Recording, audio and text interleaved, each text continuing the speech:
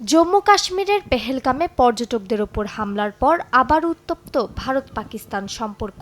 একের পর এক উত্তপ্ত বাক্য বিনিময়ে সরগরম দুই দেশের ভূরাজনৈতিক পরিস্থিতি। এবার ভারতকে কড়া ভাষায় হুঁশিয়ারি দিলেন পাকিস্তানের প্রধানমন্ত্রী শাহবাজ শরীফ। স্থানীয় সময় শনিবার এক সামরিক কুচকাওয়াজে ভাষণ দেন তিনি। সেখানে ইঙ্গিত দেন সিন্ধু নদের পানি বন্ধের চেষ্টা করা হলে শক্তি প্রয়োগের মাধ্যমে জবাব দেবে ইসলামাবাদ।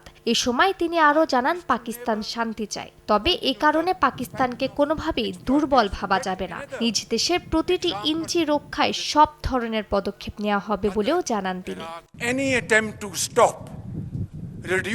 সিন্ধু পানি চুক্তির অধীনে পাকিস্তানের জলপ্রবাহ বন্ধ, কমানো বা ঘুরিয়ে দেওয়ার যে কোনো চেষ্টা পূর্ণ শক্তি ও বল প্রয়োগের মাধ্যমে প্রতিহত করা হবে। কেউ যেন কোনো ধরনের মিথ্যা ধারণা বা বিভ্রান্তিতে না থাকে।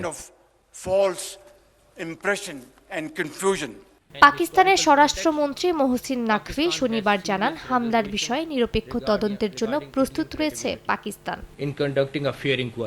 এদিকে শনিবার পেহেলগামের হামলার ঘটনায় জম্মু কাশ্মীরে অভিযুক্ত সন্দেহে দুই ব্যক্তির বাড়িঘর ভেঙে দেয় ভারতীয় কর্তৃপক্ষ।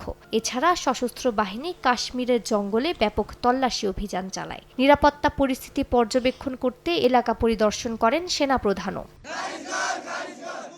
শুধু ভারতেই নয়, কাশ্মীরে হামলার প্রতিবাদ ছড়িয়ে পড়েছে নেপাল ও অস্ট্রেলিয়াতেও। কাঠমান্ডুতে পাকিস্তান হাইকমিশনের সামনে বিক্ষোভ করেন নেপালের জনগণ। নিহত নেপালি নাগরিকের জন্য ন্যায় বিচার দাবি করেন তারা। নয়াদিল্লিতে বিজেপি কর্মীরা পাকিস্তান হাইকমিশনের সামনে বিক্ষোভ করেন। পশ্চিমবঙ্গে শিলিগুড়ি ও অস্ট্রেলিয়ার মেলবোর্নেও পথে নামেন সাধারণ মানুষ।